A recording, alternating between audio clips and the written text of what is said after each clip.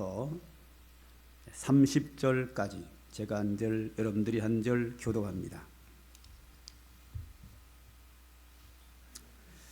성경 말씀 요한복음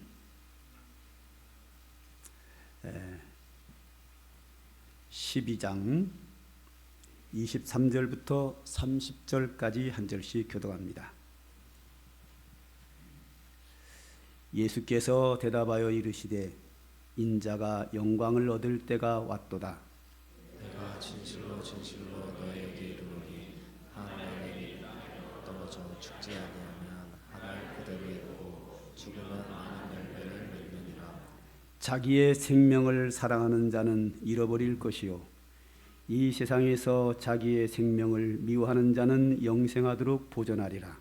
사람이 나를 섬기려면 나를 따르라. 나 있는 곳에 나를 섬기는 자도 거기 있으리니 사람이 나를 섬기면 내 아버지께서 그를 귀히 여기시리라. 지금 내 마음이 괴로우니 무슨 말 하리요. 아버지여 나를 구원하여 이때를 면하게 하여 주옵소서. 그러나 내가 이를 위하여 이때에 왔나이다. 아버지여 아버지의 이름을 영광스럽게 하옵소서.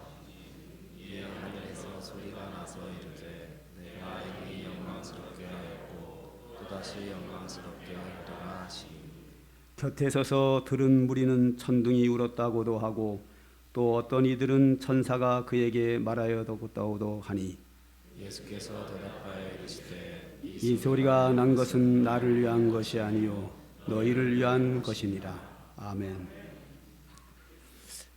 지난주에는 제가 3박 4일을 대만의 충청협의회 수련회를 다녀왔습니다. 말이 수련회고요. 새벽과 저녁에 예배드리는 것 외에는 낮에는 전부 다 관광입니다.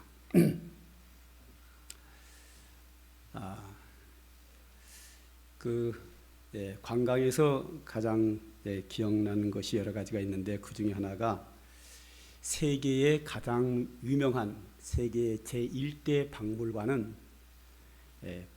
로마 안에 있는 바티칸 안에 있는 로마 바티칸이죠. 교황청이죠.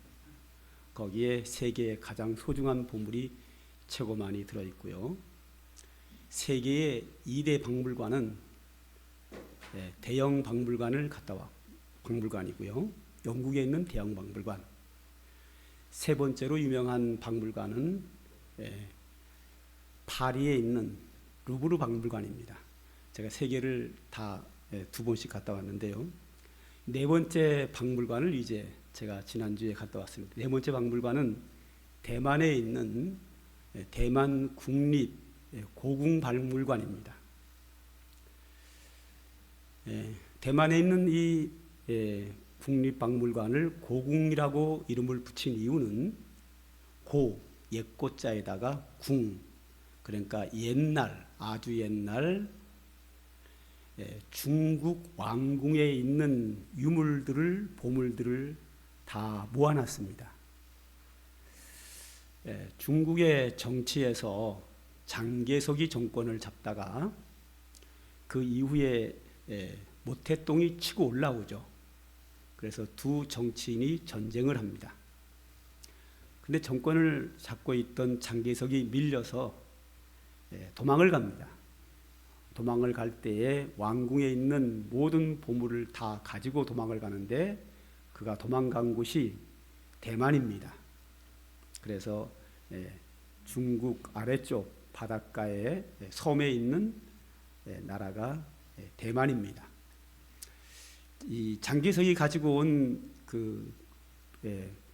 대만의 박물관의 유물은 총 70만 개라고 합니다. 하나 둘 셋을 세도 70까지 쉬다가 70만 쉬려면 지쳐서 못 쉬죠. 그런데 그 보물이 70만 개가 안장되어 있는 세계 4대 박물관입니다.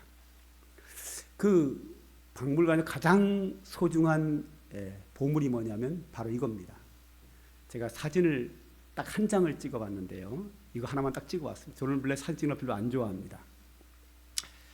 제가 사진 찍는 걸 안 좋아하는 이유는 제 얼굴이 제가 마음에 안 들어요. 제가 얼굴이 못생겨가지고 사진 찍는 걸 아주 싫어합니다. 근데 저거는 딱 하나는 찍어야 되겠더라고요.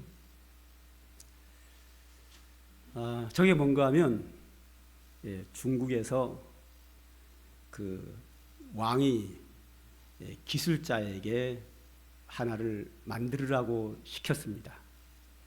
자, 저 모습을 잘 보게 되면 맨 겉에 공 모양이 있죠, 그죠? 공 모양에 아주 정교하게 조각이 되어 있습니다. 저거 상하로 만든 겁니다. 보기는 커 보이지만 실제로는 이만원밖에 안 합니다. 제가 사진을 가까이 찍어서 그렇습니다. 사람은 멀리 있으니까 작게 보이는 거고요.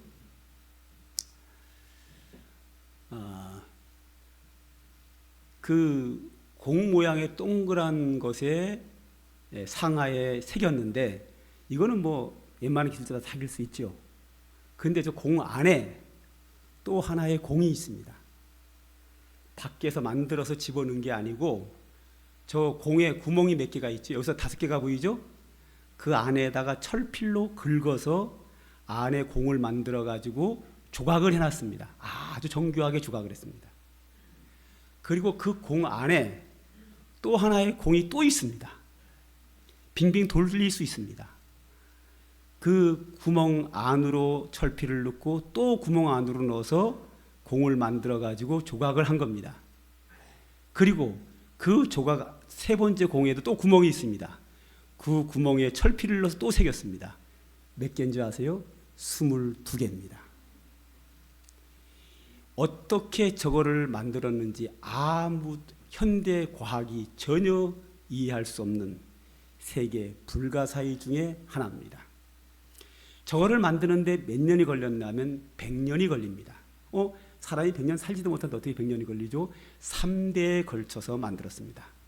할아버지, 아들, 손자에 걸쳐서 100년에 걸쳐서 100년 동안 하루도 쉬지 않고 만든 겁니다. 거기 있는 보물 중에서 저거보다 훨씬 못한 거, 요만한 거, 내 주먹보다 이만큼밖에 안 되는 배추 모양의 보물이 하나가 있습니다. 인터넷 들어가면 나옵니다. 그 배추 모양의 배추에 메뚜기 하나가 앉아 있는데 별거 아닙니다. 그건 옥으로 만들었습니다. 사람들이 질문을 했습니다. 저게 얼마입니까? 근데 그 박물관에서 대답을 안 한답니다. 어떤 사람이 계속 끈질기게 물어보니까 이거 하나는 제주도하고 바꾸려면 바꿉니다. 제주도 값이라는 제주도 전체에.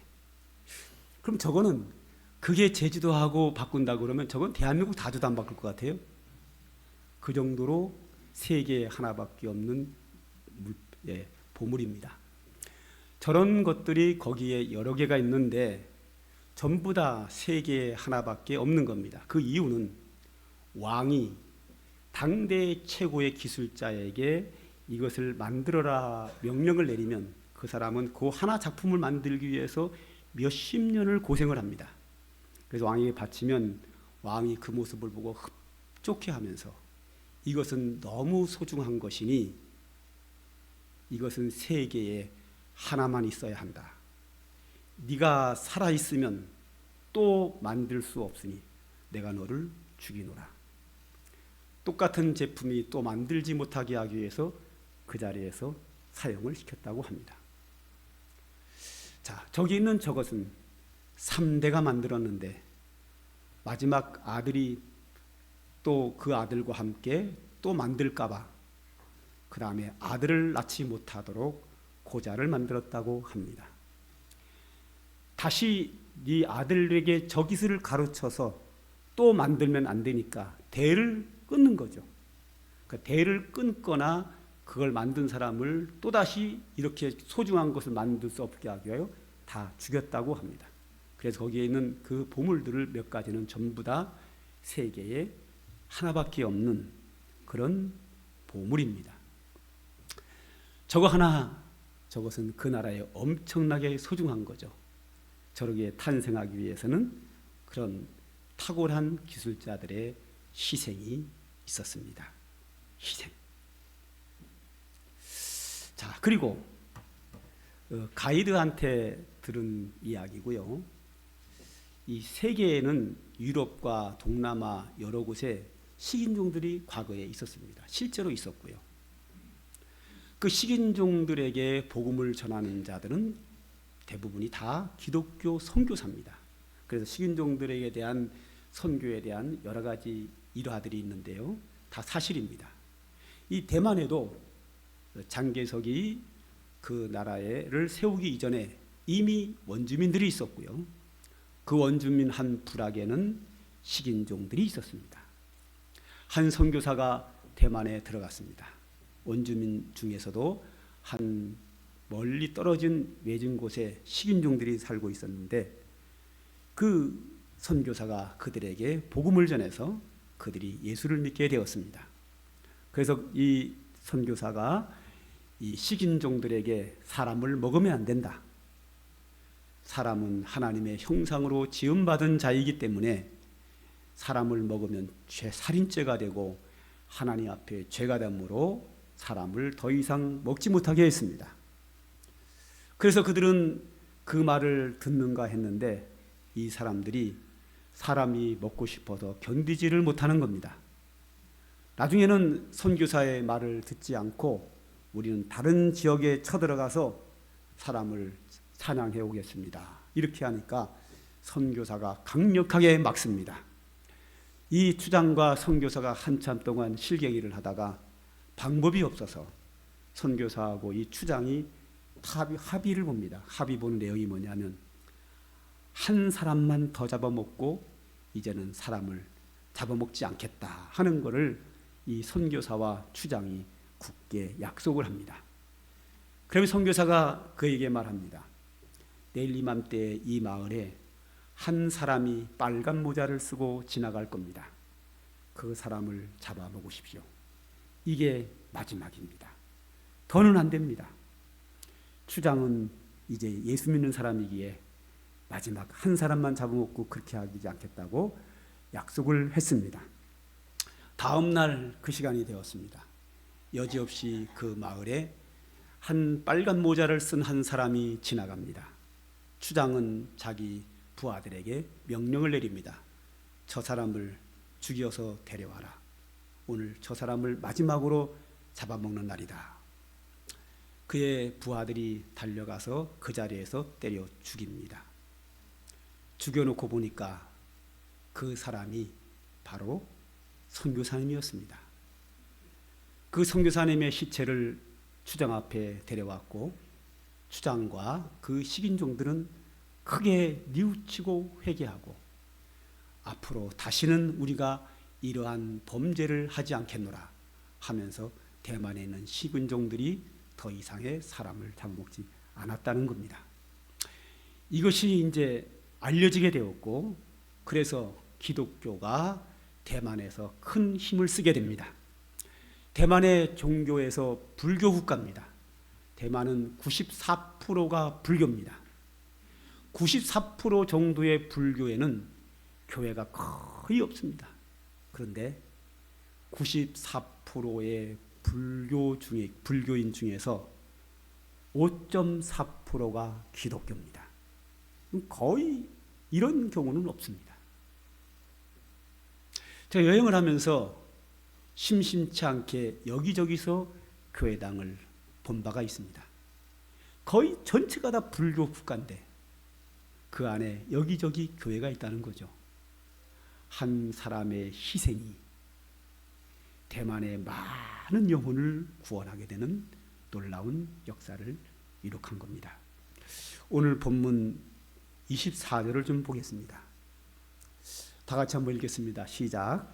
내가 진실로 진실로 너희에게 이르노니 한 알의 밀이 땅에 떨어져 죽지 아니하면 한 알 그대로 있고 죽으면 많은 열매를 맺느니라.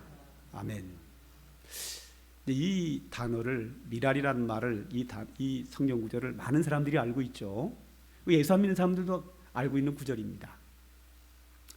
여기에 미랄은 1차적으로 예수님 자신을 말하는 겁니다. 예수님이 이 말씀을 하시게 된 배경이 뭔가 하면 바로 앞에 나오죠. 사람들이 예수님을 찾습니다. 왜 찾았는가 하면 잡아가려고, 죽이려고 찾습니다. 제자들이 예수님께 보고를 합니다. 예수님을 저들이 찾고 있습니다. 그때 예수님이 내가 진실로 너희에게 이르노니 한 알의 밀이 땅에 떨어져 죽지 아니하면 한 알 그대로 있고 죽으면 많은 열매를 맺는다. 내가 죽는다. 내가 십자가에서 한 알의 밀알이 되어 희생한다라는 겁니다. 그리고 그 밑에 성경구절 하나를 더 볼까요? 27절 보죠. 시작. 지금 내 마음이 괴로우니 무슨 말 하리요? 아버지여 나를 구원하여 이때를 면하게 하여 주옵소서. 그러나 내가 이를 위하여 이때에 왔나이다. 자, 예수님이 십자가 지고 싶지 않다는 겁니다. 그런데 내가 이때를 위하여 왔습니다. 즉 십자가에서 죽으려고 왔습니다. 내가 하나의 밀알이 되겠습니다. 내가 십자가에서 죽어 희생함으로 말미암아 많은 사람이 구원 얻는다고 하면 아버지여 아버지의 뜻을 이루겠나이다. 예수님 자신이 하나의 밀알이 되어 죽는 겁니다. 십자가에서 희생되는 겁니다. 예수님이 하나의 밀알이 되어서 십자가에서 화목제물로 세크리파이스 희생물로 화목제물로 드려지는 겁니다. 예수님의 이 화목제물로 드려진 이 희생, 이 죽음으로 말미암아 수많은 사람들이 하나님의 자녀가 되고 구원을 받고 영생을 얻게 되는 놀라운 열매를 맺은 거죠. 오늘도 우리는 그 열매입니다. 할렐루야. 예수님이 하나의 밀알이 되어서 십자가에서 희생한 그 열매로 인하여 오늘 우리가 이렇게 은혜 가운데 살고 있는 겁니다. 그런데 여러분, 한 알의 밀이 썩지 않으면 한 알 그대로 있지만 예수님이 한 알의 밀알이 되어 땅에 떨어져 묻혀서 썩으면 새 생명이 올라와서 많은 열매를 맺습니다. 그런데요, 그 많은 열매를 또 밀알이라고 그러거든요. 그 중에 하나를 땅에다 심으면 그 밀알 하나가 또 죽으면 또 열매를 맺습니다. 여기서 예수님께서 내가 하나의 밀알이 되어 죽는다, 희생한다, 많은 열매를 맺는다. 그리고 너희도 밀알되라. 너희도 땅에 떨어져 죽어서 열매 맺어라. 1차적으로는 예수님이 자신이 밀알로 십자가에서 희생되고 그 은혜로 구원받은 성도는 또다시 밀알되어 땅에 떨어져 죽어 또 열매를 맺으라는 겁니다. 자, 25절 볼까요? 시작. 자기의 생명을 사랑하는 자는 잃어버릴 것이요 이 세상에서 자기의 생명을 미워하는 자는 영생하도록 보존하리라. 누구한테 한 얘기죠? 우리한테 한 얘기입니다. 우리도 우리의 생명을 버리라는 겁니다. 우리도 밀알처럼 죽으라는 겁니다. 그러면 나도 영생을 얻고 열매를 맺는다는 겁니다.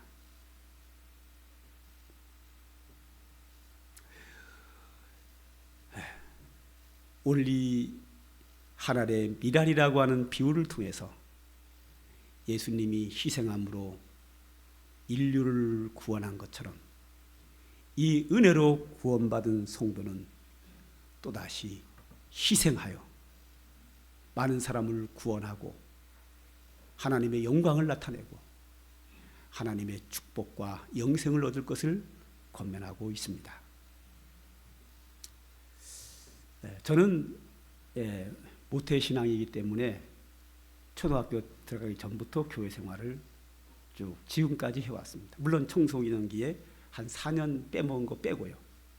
그러니까 한국교회가 60년 동안 어떻게 변화되어 왔는지 저는 교회를 다니면서 너무 잘 압니다. 지금으로부터 55년 전, 60년 전에 그때는 부흥회를 하면요, 오늘 이제 8월 달에 부흥회를 하거든요. 근데 여기 있는 분들도 안 나오는 분이 계실 거예요, 아마.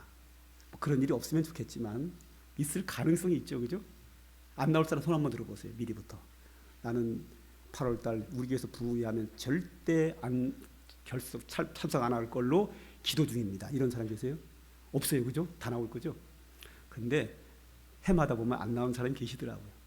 근데 그때는요, 어느 교회에서 부흥회 한다 그러면요, 멀리 있는 저기 있는 교회에서 다 모였습니다.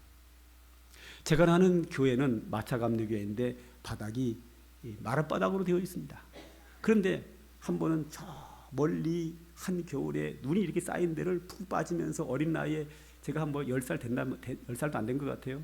그 나이에 등불을 이렇게 들고 엄마와 함께 그 멀리까지 다른 마을 멀리까지 갔어요. 갔더니 부흥회를 하는데 거기는 바닥이 가마니를 깔아놨더라고. 돗자리 같은 거를 쫙 깔아놨는데 사람이 너무 많아가지고 발 디딜 틈이 진짜 없어요. 아주 빽빽하게 앉아 있었고 뒤에 사람들은 서 있고 들어갈 자리가 없어요. 그런데 강사님께서 찬송을 부르는데요, 이 찬송을 부릅니다. 내 주를 가까이 하게 함은 십자가 짐 같은 고생이나 내 일생 소원은 늘 찬송하면서 주께 더 나아가기 원합니다. 이 찬송가를 부르는데요, 제가 예배당 도착하기 멀리서부터 그 찬송가가 들리는데요, 제가 들어가고 났는데도 계속 그거를 부릅니다.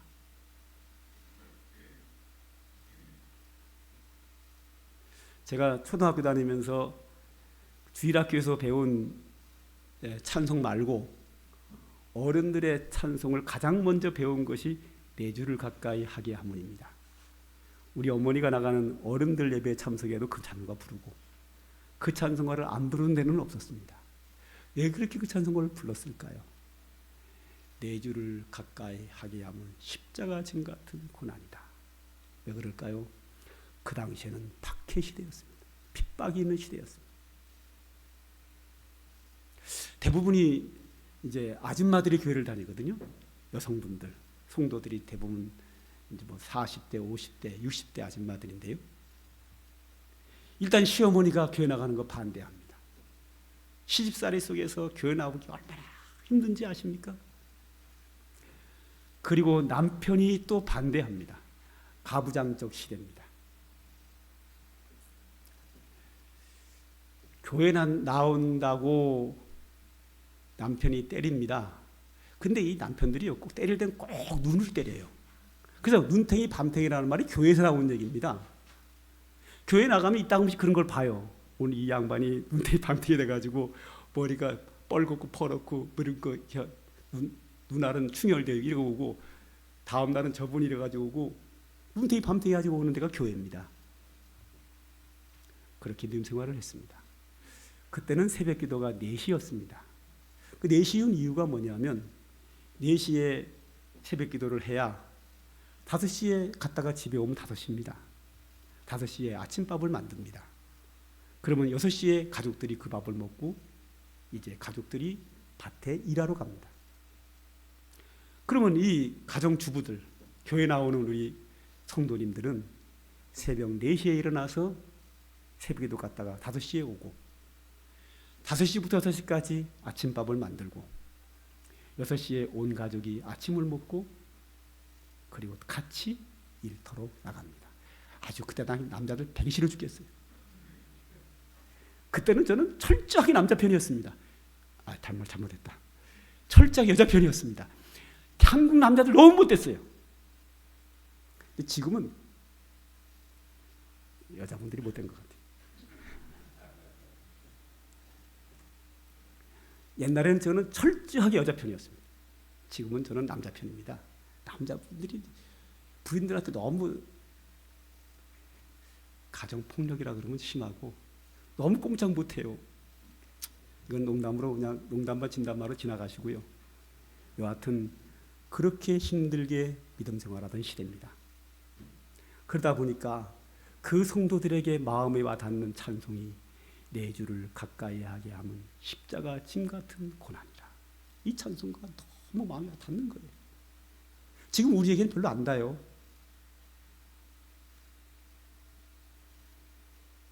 그런 속에서 성령의 충만함을 받고 그런 남편을 맞으면서 전도해서 예수 믿게 하고 그런 시어머니를 전도해서 예수 믿게 하는 그 고난 속에서 신앙을 지켰습니다. 그것이 오늘날의 한국교회를 만들었습니다. 이걸 아무도 부인할 수 없습니다. 이건 제가 정확하게 60년 교회 다니면서 본 겁니다. 근데 지금은 어때요? 예수 믿는 거 너무 쉬워요. 그때에 비해서 뭐 지금 좀 다 힘들지만 그때에 비해서는 이거는 너무 편합니다. 물론 지금도 힘든 게 많이 있지요.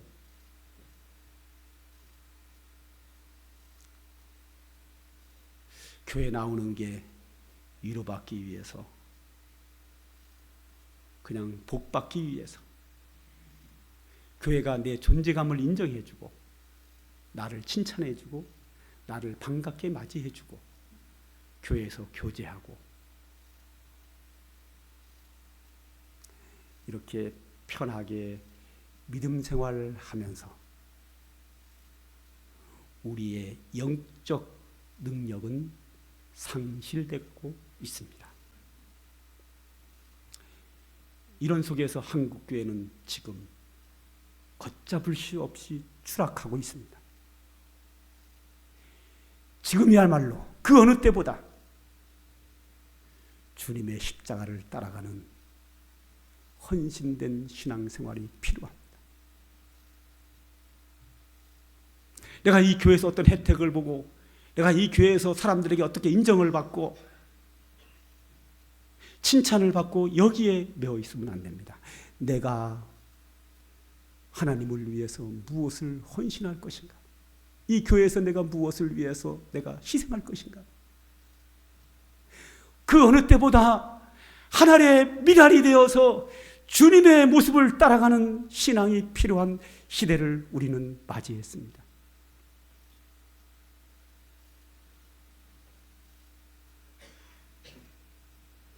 우리는 고난주간을 맞이하여 주께서 우리를 구원하기 위하여 하나님의 미랄이 되어 십자가에서 희생당하신 그 모습을 바라보면서 나도 이제 주를 위하여 주의 몸된 교회를 위해서 헌신하고 희생하는 마음의 자세로 돌아갔으면 좋겠습니다. 그렇다고 하면 내 영적 신앙은 새로워지게 영적 능력이 나타날 것이고 하나님의 교회는 힘을 얻을 것이고 부흥하며 추락하는 교회들이 새롭게 회복하고 부흥으로 바뀌어질 줄로 믿습니다. 우리 자신들이 하나님의 미랄되는 신앙으로 새롭게 태어나는 은혜가 우리 모두에게 있어지기를 소망합니다. 기도하겠습니다. 하나님 감사합니다. 오늘도 우리에게 귀한 말씀 주신 거 감사합니다. 우리가 고난주간을 맞이하여 십자가 앞에 무릎 꿇으며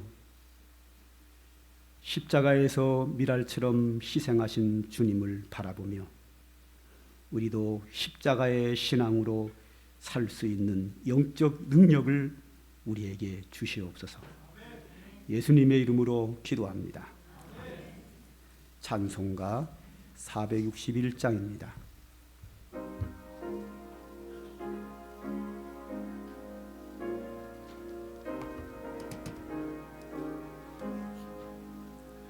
십자가로 질 수 있나 주가 물어보실 때 죽기까지 따르오리 성도 대답하였다.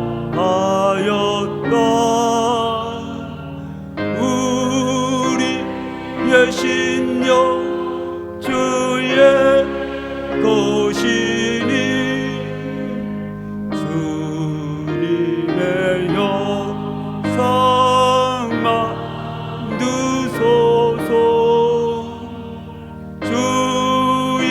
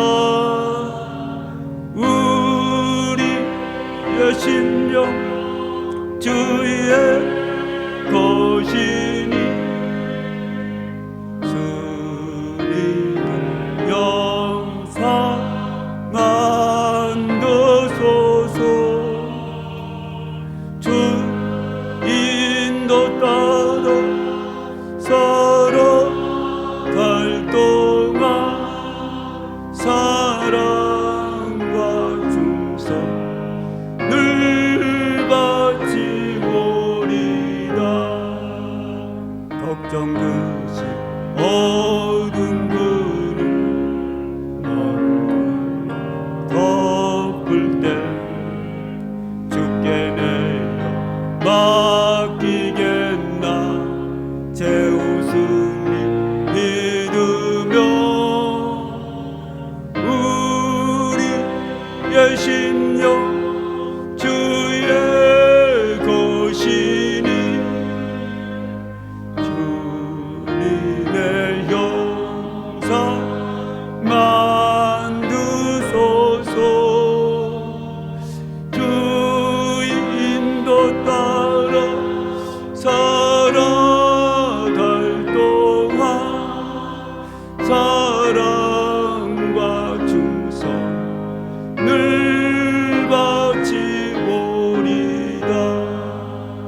이런 일 다 할 수 있나 주가 물어보실 때 용감한 자 바울처럼 선뜻 대답하리라.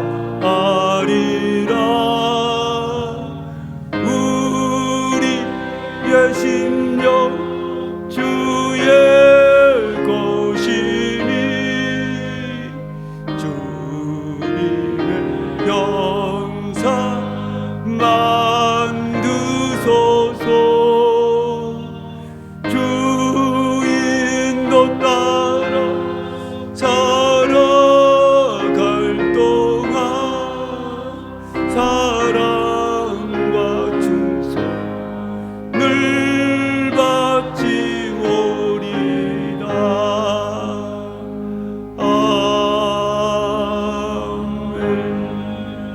아멘. 기도합니다. 이제는 우리의 영생을 위하여 십자가에서 하늘의 미랄로 희생하신 우리 구주 예수 그리스도의 구속의 은혜와 독생자를 아낌없이 십자가에 제물로 내어주신 우리 아버지 하나님의 영원하신 사랑과 오늘도 우리 가운데 강림하사 예수 그리스도를 영접하여 하나님의 자녀되게 한 성령의 은총이 오늘도 하나님께 예배하며 영광 돌리며 주의 은혜를 사모하는 주의 택한 백성들 머리 위에와 그들의 가정과 모든 생업 위에 이제로부터 영영 무궁토록 항상 함께 있을지어다.